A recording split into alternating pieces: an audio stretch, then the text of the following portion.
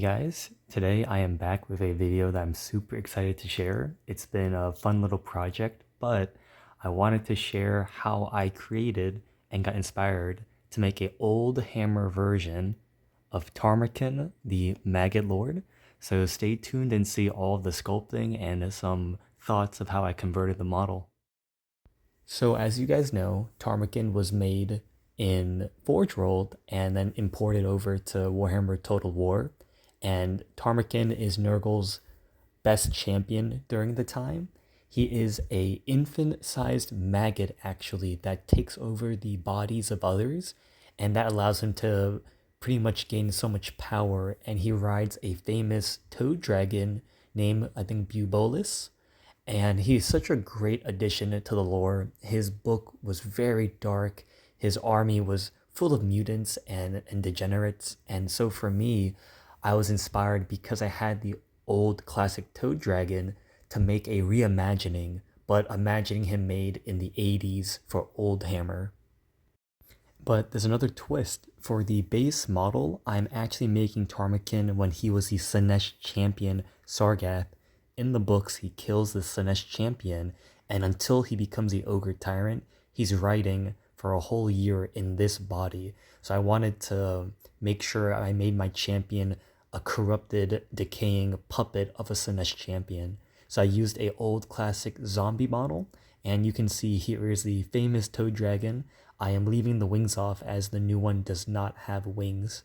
So I started off by obviously filling that gap and making a saddle so I can put Sargath and Tarmurkhan on top of him. So pretty straightforward. I'm using a metal tool and I'm just cutting in some folds. It's a bit rough, but this is just to show you guys the process. I'll go back and clean it up, of course. And here is the cloth underneath the saddle. Fairly straightforward, pretty happy. Nothing too fancy as a majority of it will be covered up by the Slaanesh champion body and the actual saddle. And I just cut forward. Here's the saddle. I just molded a pretty simple one. Nothing fancy or much more to say about it. And for the Chaos Rune Blade, I'm using this old spear from a Slaanesh Beastman model. And I'm going to jump forward a lot. I started sculpting Tarmurkhan the Maggot himself. I'm basing off this worm off of the Realm of Chaos, Bob, Ollie, and Beast of Nurgle worms. You can see it on my Nurgle demon prints, and I'll throw a photo of what it looks like. I just love this style of maggoty worms they sculpted back then, and because this is Oldhammer, I wanted Tarmurkhan himself to match that aesthetic. So onto Sargath and the armor he needs. I started sculpting his armor based off of the Realm of Chaos Slaanesh champions you see. Pretty straightforward, just build it in stages. I'm really happy how it came out. It looks like full plate, but for this version, I'm only going to keep it on his right side, as I do love how sickly the rest of the model looks. It fits into the lore of the body withering and decaying while Tarmurkhan laid inside of it for that year. And here's Tarmurkhan, the maggot itself. I started sculpting in the teeth and a little bit of spines to make him look a little bit different than the generic one. And I sculpted this new hand. Really happy with how I got the decayed and weird, I don't know, it looks rotted slash bone, and I'm really proud of this hand sculpting. I like the grip it has on the sword, and I don't know if you saw earlier, I had to sculpt the jaw broken for the maggot to crawl out of, so everything is coming along fairly nicely. And here's just a bit more detail. I went back and realized the thumb was missing a bit more, I guess, shape to it. So I went back and added a bit more sculpting to make the hand a bit more pronounced. And onto Tarmurkhan himself, I added a bit more flesh to now blend in the spines protruding out of him, and now it looks more natural. And here's Tarmurkhan with actually more plated armor, the boot on his other foot. Pretty much he is currently done. You can see part of the maggot coming out of the top of his head now. A lot more details there, and I'm really happy. At this stage, I think the model is fairly complete, and you'll probably see more angles of him coming up. And here you guys can see more details I'm talking about. I had to sculpt the tail of Tarmurkhan shooting out of his head. I think I added an extra little gruesome detail to the model. So on to painting, I just base coat the great toad, Bubulus, in Death World Forest. That's one of my go-to colors for my Nurgle painting, as I can either add tans, browns, yellows, or more greens to the color, and it gets whatever green I'm kind of looking for. Moving on, this whole video section for the painting isn't an actual painting guide. You'll just see random clips. So I base coated the gums in corn red, the tongue in like a weird 50-50 mix. Put some brown, I think Mournfang brown, to get the idea of where I want this lizard pattern almost. And I think, yeah, I just do an all over wash of Seraphim Sepia, I believe. I like this color as it gives that green, that like very nasty yellowish brown tone, and I can always go back and add green to adjust the colors. And for the gum here, I added, I want to say, a watered down magic blue from Citadel or from Vallejo, and it gets this very disgusting gum color, and I really like how it turned out. And here I start adding Xandri dust to the Death World Forest. I build up layers to get a very, I'd say, sandy belly you see in a lot of animals. I kind of like that color. And I think I'm trying to follow other artists who've painted the Plug Toad.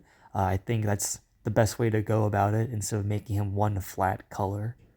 And this is what I'm talking about. So I start adding a bit more Cadian flesh tone, if I'm not mistaken. I'm trying to recall what colors I used exactly. And I just blended all the way up to near white. And then I add a watered down yellow glaze to tone it back down. And this is what I'm talking about. Very bright, but I like the clear distinction. And here I think we're looking at the armor of the Sunnish Champion. In the lore, Sargath wore beautiful white armor, and I just started base coating it in my typical white scheme. I highlight it all the way up to what I want, just one layer, and then I go backwards. Then I start adding all of the rust and all of the nasty colors. In the lore, as the Sunnish Champion got closer to Tarmurkhan, the armor just started withering and decaying immediately. So I wanted to kind of portray that look. So this model is heavily inspired by the book, and I'm trying to get as many details as I can while also having a slight twist to fit my army. And here is some of the armor now. It is definitely getting rusty. By the end of it, it is very decayed, and that's the way I like it. On to the banners, I decided to go with two motifs, the Plague Chalice and then my own version of Tarmurkhan himself. I went for the Plague Chalice as it's an iconic piece of the Realm of Chaos or Lost in the Damned piece of art for Nurgle. And then Tarmurkhan, I thought it'd be cool to have him be vain and paint him on his own totem. Painting wise, I just start doing my typical disgusting Nurgle cloth color, and this is where the banner got to. Fairly happy with it. I had to cut it out and then do the backside of it, and that is all the work in progress, guys.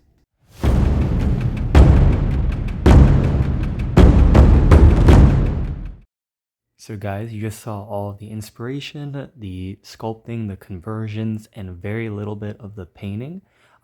As usual, this part of the video, I'll go into detail about more in depth of the painting, the process, and everything else. So here he is. I am super happy to share with you guys Tarmurkhan.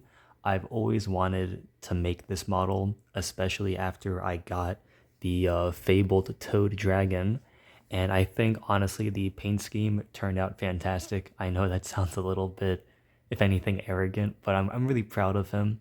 He took, honestly, just one full day of painting, so I would estimate maybe 8 hours of painting. I didn't want to go so extensive into him, as I still want to be able to play an army, but I'm fairly happy overall with how he turned out. So let me zoom in a little bit, and let's start with the Maggotlord himself. So you heard how I got inspired, And I hope the lighting doesn't get it too washed out, but I'm really happy of how um, his little maggot face came out and the rotting body of Sargath. Again, I believe I pronounced it correct. It's the Slanesh Lord, and the whole idea is to make Tarmurkhan here before he takes over the ogre tyrant warlord that everyone is aware of, especially in the Total War games and the Forge World model. So if you go deeper to Tarbakin's lore, he has the option to have the Chaos Rune Blade held by the Slanesh champion Sargath, I believe. And in the lore, he jumped out, killing the Slanesh champion at that famous battle in his big book. And he is said to be in like this beautiful white elaborate armor. So I went about it making it, I think you saw that I painted it white base, and then I went with my rusted effects and I really battered the armor. So let's see if you can see it a bit more. So I'm really happy how the rust came out, because in the story it said that as Tarmurkhan, or as he got closer to Tarmurkhan's original body or the other champion, his armor started decaying. So I made the white very rusted. Then the cloth, it's hard to see. It's actually a dark purple, and I put three different brown, I believe blue, and a brown wash. I wanted it to be like the Slanesh champion's clothing is also rotting away. And for the skin, I'm really happy of how it turned out, as he's always rotting away these bodies he's conquered. And I think it turned out fairly well. I had fun painting the eye like that, and just the rotted skin I think turned out really well. You can see, like I said in the conversion part, Tarmurkhan himself, just for fun, because this is supposed to be an Oldhammer one. I have him coiling through the mouth and out of his head, and I think that is pretty cool looking.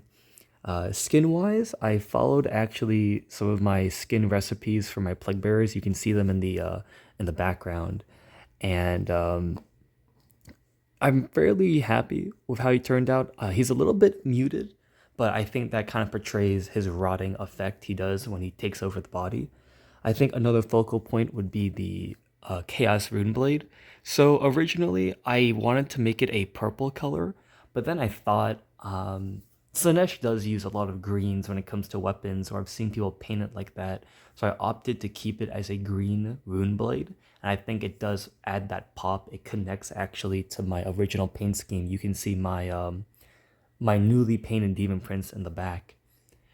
Going down, let's go to the great plague toad itself. I think his name is Bull.